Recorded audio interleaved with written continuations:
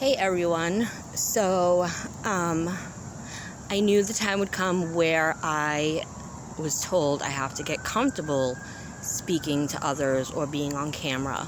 So this is the first step, and I wanted to share with you what just happened because Jack is quite the motherfucking trickster, and he just pulled a real good one on me. And I mean, he pulled this fairy tale story. I'm shocked. This is the first time that I've actually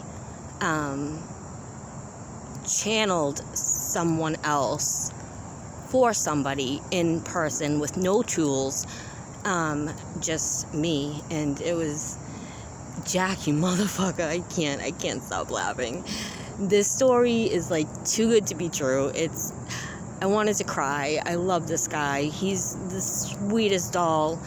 Oh my God. So I'm outside in the front of the hotel. James just got back from my mother's, and he's upstairs taking a shower. I go downstairs to, yes, smoke a joint because I can, and it's not harmful, so judge all you want, whatever. It makes me feel better. So this guy comes out from the front, and he asks if he can sit next to me.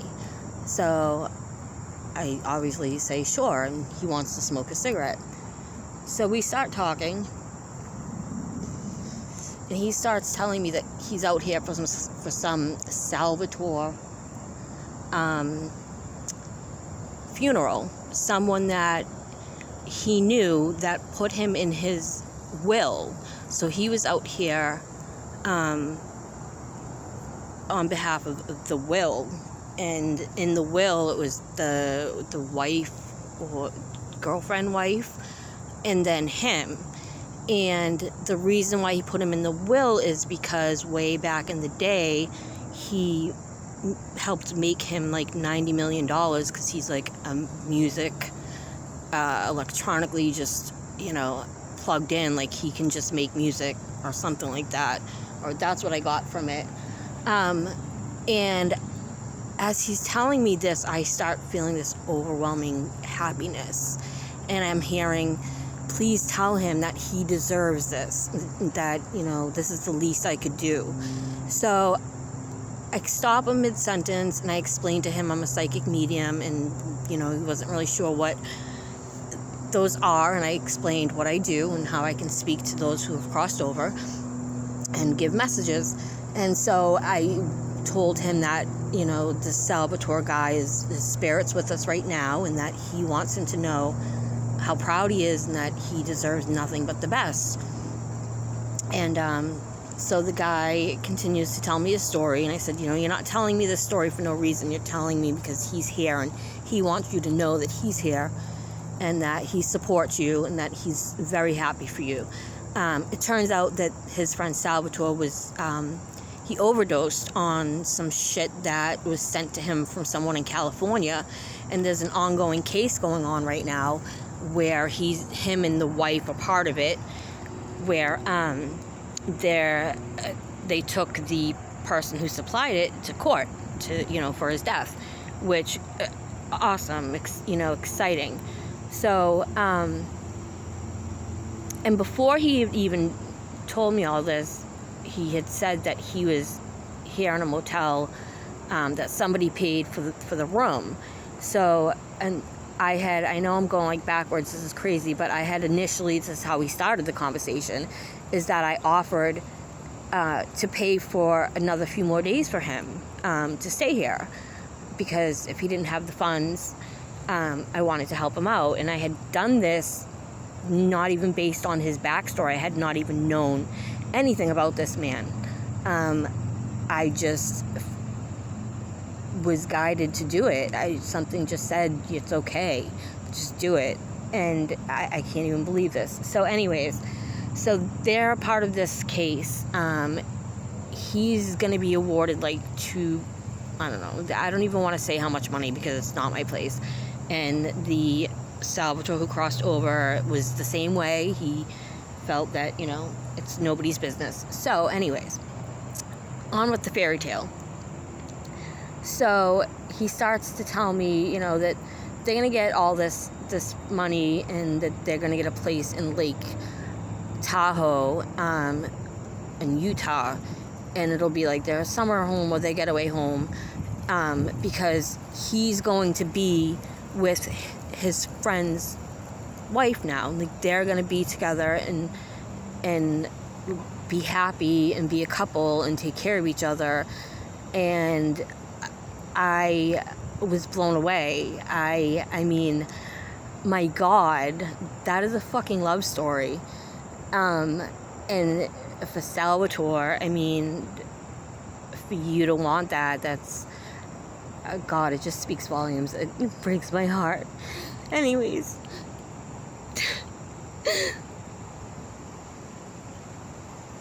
Okay, let me collect myself.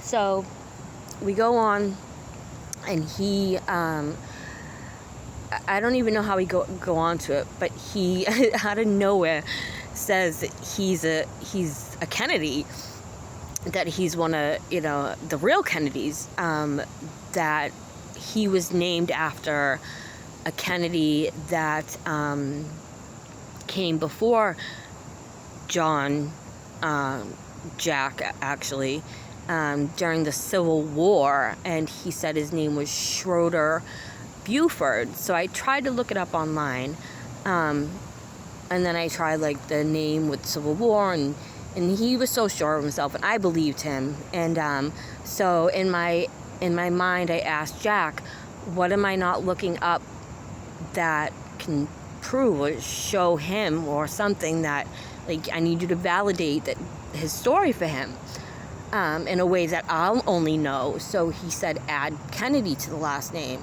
And the first thing that popped up was a big picture of the JFK Presidential Library.